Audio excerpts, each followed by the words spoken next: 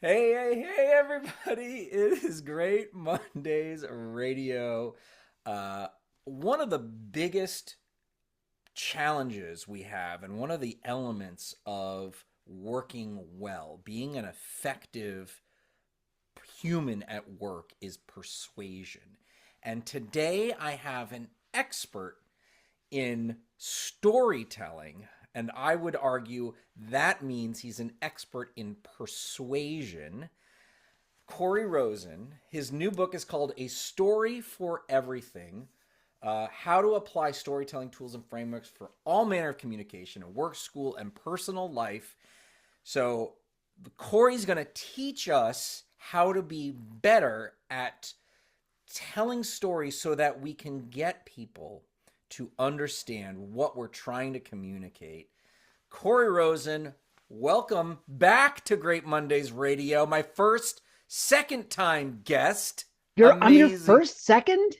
You're my second I time am so guest. that is a huge honor. It is nice to be your first second. Thank you. Wow. I mean, maybe to be your second first would have been nice if I was your second first. This is That somebody else has that title, first but I'm your second first is second, second only to second first. second first, but first second. Honored to be back on Great Mondays. My favorite book, my favorite podcast host. And so excited to just tell a couple of stories, talk about storytelling and how it connects to culture and companies and persuasion, all the things you just said. Doing great work. Uh, a lot of folks that listen in really believe in their own power to do great work. They're not Mm, just showing up. And I have observed through many years that we humans will often try to convince somebody at work of mm, something, mm. but we are failing. What from your experience as someone who's an author, a storyteller, a consultant that is an expert in this, like what why are we failing to convince other people that what we think should be done or a project should be invested in or whatever it might be? Like, why do we fail? Well, the things that I see and where I see failures happening internal to companies and internal to teams and initiatives and things that people individually want often fail for one or two main reasons. One of them is that people are often sort of defaulting to somebody else's whim, thinking somebody else they've got the plan. I'm going to go with their plan versus what I think should happen. And so by sitting back and not expressing themselves and not actually sharing that vision, leads to, I think, a lot of people feeling distressed and feeling like, well, I wouldn't have done it that way. But they're not actually even expressing themselves because the culture in that company isn't a let's share ideas culture. So Mm-hmm. that's one aspect of it. But another aspect is sometimes the reasons that things are happening in companies are happening for reasons that the people who made those decisions think are very valid. And the people who have another idea might have a different concept of the why that this should happen. And that's where storytelling is your best tool because you can say, this is what I want, and you can tell that to someone who's not going to understand or appreciate it because, well, this is how we do things and this is what is already in place. Mm-hmm. But helping them understand the why is what the power of story is, because story has the power to not just tell you what you want, but to create essentially a universe, create a vision of what that is, and get to the heart, the meaning, the purpose behind it. I'll give you an example. An old friend of mine, childhood friend of mine. We went to summer camp together when we were 9 years old.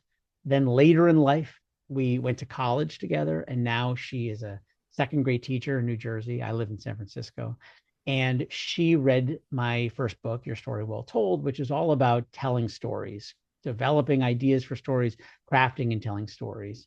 And something that a lot of people said when they read my book is like, well, this seems like a good book for people that want to get on stages and tell stories, but I want to try using this in my regular life. And so what she did was this. This was just kind of during slash post pandemic. And during the pandemic, her school had implemented a new policy at the school, which was to remove the pets in classrooms program. Like there was a situation that in elementary schools, a lot of times they'll let you have a pet in the classroom that is kind of like the class pet. And there's responsibilities that the kids can do, and they can feed the pet and they can play with the pet. And then, periodically the kids get to take in this case, a chinchilla, take the chinchilla home with them. And it was a really popular program, but the school had decided during the pandemic, we're canceling that program. No more pets. And rather than just complaining and saying, oh, but I really like that program, Diane wrote a story, and she wrote it in the story in an email to the principal of the school explaining about how this program has really impacted her students. And in one particular incident, she had a student who was really having trouble focusing and concentrating, except when he had that chinchilla in the pouch of his hoodie. So he would sit in class and he would have his hand inside and he would be just petting and stroking and loving on that chinchilla. And during that time, it was a comfort animal. It was a safe space for this kid. And that kid was focused on the classwork. He was engaged in the school. And because of that, she said, please reconsider, considering that it's no additional cost to the school.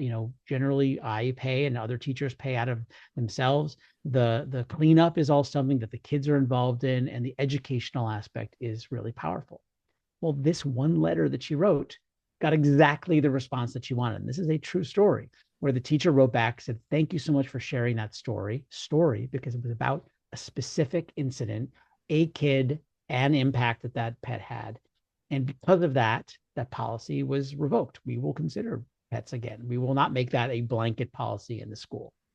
So when we can think about what we want, change that we might want to implement, if you can find a way to tell a story around it. Here's an example of why this would work. Here's an example of how it has worked. Here's an example of something that is about what stories do, which is about change. You too can find these kind of results. So normally, I think in business contexts, if we were to tell that story, we would say, look, this is a great program. It doesn't cost you any extra money. The kids clean up and it helps improve engagement. There's no reason you shouldn't continue the program. That is usually how we tell that story in business. I'm going to tell you about the data. I might even say, right, it costs you $0, and the cleanup is something that we all spend 15 minutes on, and you don't have any problems. And engagement is up 32%. Yes. Right. Yes. And then yeah. you're like, so there's data to back it up. Yeah. And there's also, I think the pivot there too is a little bit of the why, a little bit of the heart. If it's just the data, then we understand that cognitively. But I think when you hit you both ways, it's the 1-2 punch that can actually make a little bit more connection as a person. My point is, in business, we'll put up a slide with just those 3 numbers and say, ta-da, and then expect it to work. And so where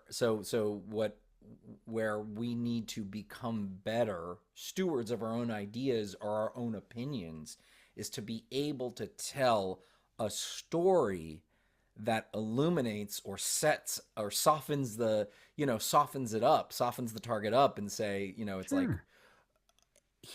and it doesn't cost any money. It's like that becomes because even the most stalwart CFO is a human, right? Until further notice, right? And humans respond to stories in a really powerful way. So tell me, all right, so let's talk about what makes for a good story. Because in your book, you actually organized it into 3 parts. You had telling great stories for business, great stories for school, and great stories for your family, or for families, right? So when we're thinking about kind of a rubric for understanding what makes for a good story, how do I tell a good story? So I think a tool that anyone can apply right away to any story that they're telling, regardless of the context, is to understand that stories ultimately are about 3 different buckets, and that in sometimes equal parts, not always equal parts, but at least present parts, we need each of these buckets to show up in the stories that we tell. So the first bucket is going to seem obvious. It's just what happens in the story. What is the central action or anecdote of the story? Like, what is the thing that happened? Mm-hmm. Is part, I would say, 1/3 of the story. That is not your story. That is part of your story.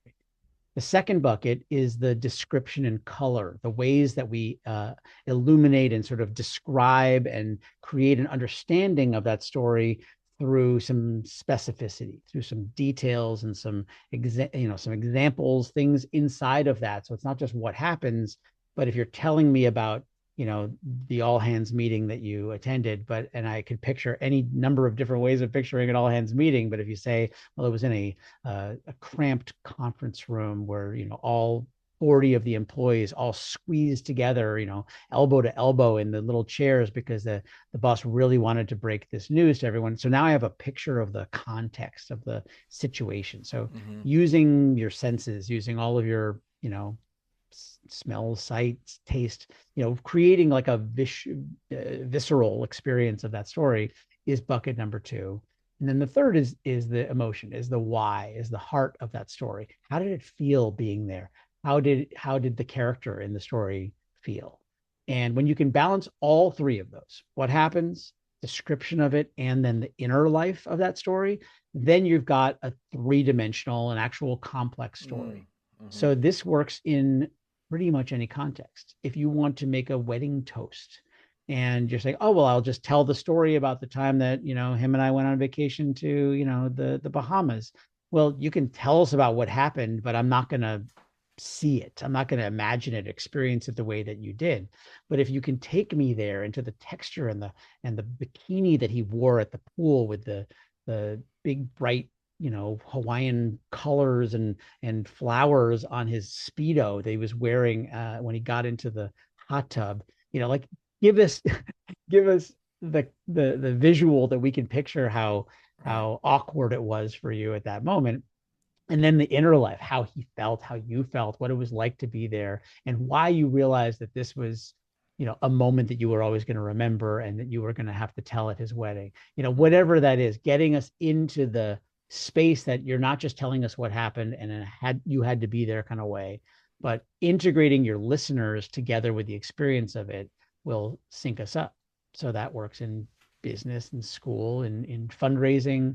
There's lots of different examples where you can think about ways to take your messaging and your data points, but to make them human by shaping them in this way. What about something that hasn't happened yet? Mm-hmm. I think that we should really do this project, and Mm-hmm. or we should invest a sum of money to work on something, and Yeah. it hasn't existed. I don't have a previous example. Can I do the inverse? Can I say without this program, we're telling this story? It hasn't happened yet. Like, Of course. what do I do? Like, what would Of you? course. How would you approach something that hasn't occurred yet? Because I with mean, the it happens all the chinchilla, time. Yeah. right? With the chinchilla, it happened already. I have an example. I'm convincing you that we need to keep it going. What about something that doesn't exist yet? Yeah. I love those kind of stories because those are stories where the ending is to be written. So the idea is that we are in this story. And the story that you're telling also makes your listener a participant in that story because here we are in the story, and here's how we got to where we are. And so, what the story becomes is it becomes a vision ahead. It becomes a future, a very sort of Nancy Duarte esque, like projecting out the world that we want to see. And the story ending is to be written, and we Yeah. can be partners in the telling of that story together by spelling what that vision is.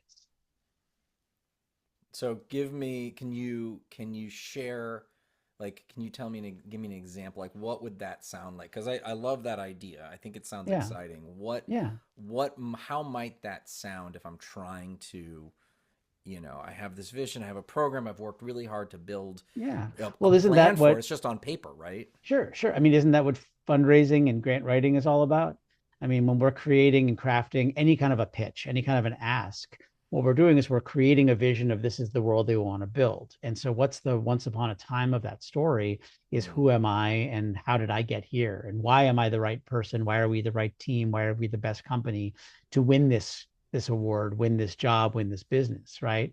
Like we all are going after that business all the time, and everybody on paper might look the same. Well, you've done other things and you've got a good track record and you've got a good team, but the story of like how we're going to do it and why us might also have to do with your heart, might have to do with our vision and our belief in this project and our investment in these kind of ideas. Why Mm-hmm. we don't just want the work, we don't just want the budget. We want to do this because what we are shaping up is to be the company that does this, or something that connects the vision of the project together with who we are as a company. So it could look that way, where it's like where we are in our crossroads is leading directly to this place, because this is the step that we want to take, and this is why we're the right partner. Mm-hmm. Is that too So, vague? Do you want something more concrete? yeah, yeah. Well, I mean, Yeah, I'd love more concrete for sure. If you've yeah, got yeah, like, take us because I'm bought in, right? So what I'm hearing, so correct me if I'm wrong. What I'm hearing is I'm stepping up, and I think there's two in my world or my kind of mind. I'm thinking one is I'm convincing my director that we yeah, need to spend this money, sure. right? So I'm going to come in and say, I'm going to give you my history, like, or Mm-hmm. like why I'm invested in this. Yeah, But the project where I see that breakdown is or where I don't understand the leap, right? Is that this project isn't about me, it's about us or whatever the impact might be. So right. so give me something a little more, take me through that. Why would that work Yeah, or what's the, what does that feel like? sure. Um, First of all, like you mentioned, like going into your director and making a pitch and say and trying to kind of keep yourself out of it. It's not about me, it's about this thing. I don't entirely agree with that. I mean, I could see situations where it's not about you, but if it is something that you are interested, invested, and passionate about, I don't think it's that the right answer is always to shy away from that. Like helping your director to understand that you're committed and you're invested and you're kind of passionate about this idea, that you've got a drive to help see this thing through, helps them to, I think, believe in the success of the project, because there's a stakeholder who isn't just doing what they think the boss wants, Yeah. but there's somebody who has a reason for it. And if then there's a way to say, like, in a weird way, this reminds me of something that happened at my daughter's soccer game last week. Like Okay. All right. Good. pull them out of the project, Okay. take them into your life and your experience and something that you saw, where maybe you saw like a little girl get super sad and a team lose again because they have not won a soccer game all season. They have been playing every Saturday and they get their butts whipped every single week, time after time after time. And so when I was talking to my daughter, I was like, it's okay, honey, you'll get him next time. And she goes, no, we're not. We're not working together. And I was like, working together? Like, that's the problem that I think my team is that we're not getting ahead because maybe we're not working together. Maybe if we worked better together, we could move ahead. I don't know. There's like some way Hmm. that you can Yeah. integrate a real thing. I'm not saying make stories up about your kids, but like find something that maybe is a lesson that you've learned at some point in your experience in your life right now or in the past. Hmm. And by sharing a little bit of who you are, it honestly opens up these kind of like neural pathways and neuroscience of really what storytelling does, which is it connects people, it connects understanding you as a parent, you as a person, you as Hmm. a Hmm. flawed person, you as somebody struggling with things. And then it's opening up where, how can we now move this together? How can we learn from that experience and try something with the understanding, like I think we all need to, is that when we try things, we're going to learn as we go in those projects as well. We're going to have to adjust and pivot and adapt. And if we don't, then often those projects, even if they're well conceived, aren't going to succeed because they're going Yeah. to need to know how to evolve. I like I like what you're saying about you're doing two things with the personal story. Like if you come from the outside, one is you're kind of relating something. I had Mm-hmm. a realization, and that was, there's one piece. But your point being that it actually opens up the recipient, Yeah. and I know that a good when I give a talk, I'll start with sort of like the speaker's kind of shortcut is to show a picture of your kids. Mm. Everybody loves cute kids, or you can show a picture of your dog, right? Like, and it's like, look, I'm human.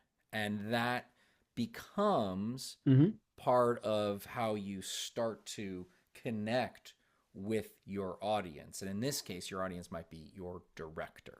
Yeah. And so you're saying, these are the humans. This is how we're kind of becoming more vulnerable Hmm. in order to tell a more, to represent ourselves as authentic and actually caring Yeah. about what the project or thing is. Yeah. And I'm not saying to do it dishonestly and to do it to be manipulative.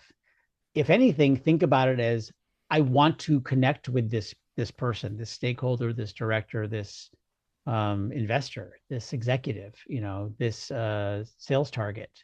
Can I create a connection between them so that I feel listened to, I feel that we are listening to and seeing each other. And then when we go into a project, a line of business together, we feel more aligned. And that's again something that I think we like to do when we have trust. And so stories open up that. So whether it's by Mm-hmm. showing a picture of your dog or your children or telling a story about something that happened, um, it does have that impact and that effect. I often do that. I mean, if I'm starting, even if I'm talking with a new client or a consultancy and I'm talking about doing something, I'll talk about something that just happened, maybe something kind of awkward or an uncomfortable experience that I had.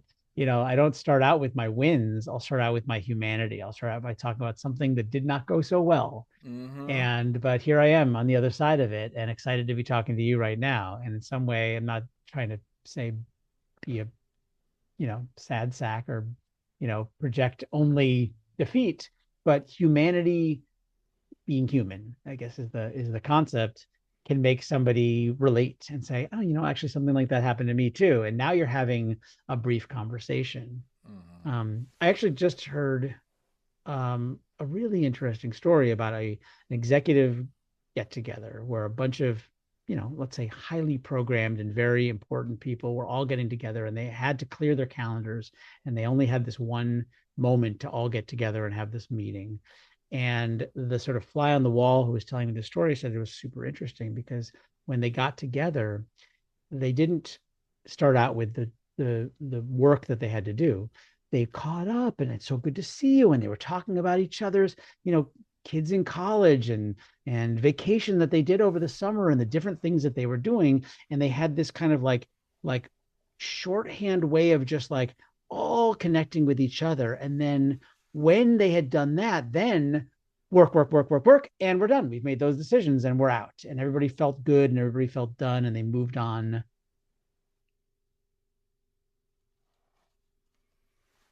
That's what we often remember when we go to conferences, when we go to, professional get-togethers is the people. And that's what I'm after. Let's do more of that. Yeah. I think that that's really compelling because one of the ways that I interpret that interaction, those interactions, is trust building. And I think that's what Mm, we're talking about mm, is we have in business, we have a default of defensive. I'm going to mm, defend my budget, right? Is something you might mm. say. Um, and even with people that you know, right? Like that's why small talk occurs is Mhm, because it's all about trust building. And it mhm. actually goes back to a mammalian instinct of learning about other people and learning if I can trust them or not. Am I going to get stabbed in the back? Sure. Not literally these days, but that was like, can I trust this person to be part of my tribe? And Yeah. so when you engage with them in a heart led way, when Hmm. you're able to be vulnerable, they're almost incapable of not mirroring that Yeah. emotion, Yes. Yes. right? Mirroring, very, very much so. So And just to that's be part clear of that. also about the difference between small talk and sort of situational storytelling Yes, is I yes, think yes. that it's why sort of storytelling is a good muscle to develop for any person because small talk could just be talking about the game, talking about the Mm-hmm. weather, talking about Mm-hmm. something that just happened. Mm-hmm. And a story is different because a story is about something that happened and a learning, a change, something that happened on the other side of that, or a reflection, looking back at that thing. What I'm realizing now is this. And that's a good lead into what we're going to talk about today. Like it can actually have this remarkably crafted way of starting as sort of soft, small, quote unquote, small talk, but actually like segueing directly into what you were here to talk with them about right now. Like when we can really nuance that and work that muscle of finding a story and finding a way into exactly what you want them to be talking about and thinking about, then how elegant that seems and how Mm-hmm. much trust you kind Mm-hmm. of built. We're both like, wow, you have actually set me up really well for this conversation. So that might be an exercise to do before you go into that conversation with someone, is like, what's something that we might connect over? What's something that Mm-hmm. I might tell them Mm-hmm. so that it's not just small talk, but it's effective. How do I become a better storyteller? What are some tools or exercises that I can practice or prepare with in order to work, as you said, that muscle? Because this is, from your perspective, and Mm-hmm. I agree as well. Like this is something that we can and should use. It actually is going to Mm-hmm. deepen and enrichen our lives, Yeah. enrich our lives in all aspects. It's just more fun. It's more interesting. It is more meaningful to actually be in the world and connect with other people, not just for influence and persuasion, which is where we Yeah. started, but just to be able to connect with others. So tell me, how do I work this muscle? You have some tools that you work with your clients with. You have in the book. What's something I can get started with to work the muscle? Totally. So, something that I mean, I worked into my toolkit for a long time is play. Like, I think finding ways to play with story, abstract it, not just saying, I need to work on write this important presentation and I need to make a story out of it. Yeah. That's asking a lot of yourself. I think finding ways to abstract it. I want to tell a 30-second story, and I'm going to do it in the car on my way to work today. I'm going to do it in my voice recorder as I'm walking to catch the bus. Finding ways to do that are great ways to kind of work out our brains and work on that. I mean, my number one, I probably should have started with this, but my number one thing that I tell people that want to get better at telling stories is listening to stories. The best storytellers are the best story listeners. If you are Mm. listening to good stories, whether that's TED Talks, whether that's the Moth Radio Hour, whether that's Snap Judgment, Glenn Washington's amazing podcast, listening to well told stories actually comes into your consciousness and you start to see, oh, that's Mm. what they are doing. Mm. The skill set that we talked about before about working in not just what happens, but description and emotion, just starting to find an awareness as I'm telling stories to not just say what happens, but to just take a little pause and move to the next little pillar and say, now I'm going to describe it a little bit. And now I'm going to talk about the inner life of that. And Mm. just moving a little bit cognitively and narratively through that, what you will find is people are going to lean in. They're going to be engaged and interested. And it's also sometimes it's a communication. Sometimes people will talk back and it will remind them of something, and then you're doing the real work of storytelling, which is that you're opening up these pathways. And if you're measured about it and you're purposeful about it and you say, well, this is also what I wanted to talk about and this is why I brought this up, then you may catch them by surprise. You may catch your audience in a way that they didn't quite see it coming, and they're connected to you. They're aligned with what you're saying, and they're Mm-hmm. willing to give you a shot. Yeah. I love it. All right, so we're almost at the end. Can you give us one more quick story, case study, or example from the book that you really like, that you think illuminates and kind of can give us, now that we are prepped for a story? Yeah, Tell us, now let's listen. Let's practice being good story listeners. absolutely. Um, when we go, there's a lot of situations where I'm going to sort of talk a little bit about another situational story time where we are often asked to or sort of required to do certain things that might seem like they're asking a lot of people. So this is this in sort of the school section of my book. I talk about fundraising ask letters. Yeah. Like we all, everybody that has children or parts of organizations, we need to ask for support. We need your support. We had our funding cut. We had some situation where we need your help, your support. And again, we can go to the data. This is what our budget is. This is where we need to make cuts. And we can kind of guilt people a little bit into what they want to do. Or we can look to the why. We can look to the inner life. We can find a specific example of something that happened. This is what the class is working on. This is what I'm doing with my kids. This is why Mm-hmm.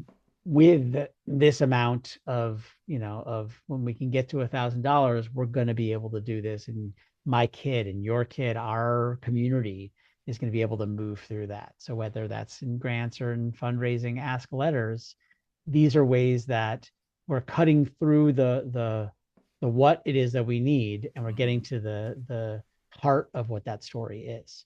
I mean, when we feel we're being manipulated, it can backfire. So be really careful about how we do this. So go with truth. Go with something that is true for you, something that you truly believe in, Mm-hmm. and you can get there. So tell us one final story. Tell us a story about fundraising. Okay, so my kids went to San Francisco public schools, and growing up, every year there was this situation of my situation was usually asking for, I was the class parent. So I would twice a year at, the holiday season, at the end of the year, I would try to solicit money for the teacher of the school. And to be honest, a lot of the parents were not very involved. They dropped their kids off, or they put their kid on the bus, and the kid would come home at the end of the day. They didn't come to the open house. They didn't go to a parent teacher conference. They just did the minimum, and they didn't have a personal connection with that teacher. Since I was in the classroom a little bit more as the class parent, I had a little bit more of a connection with them.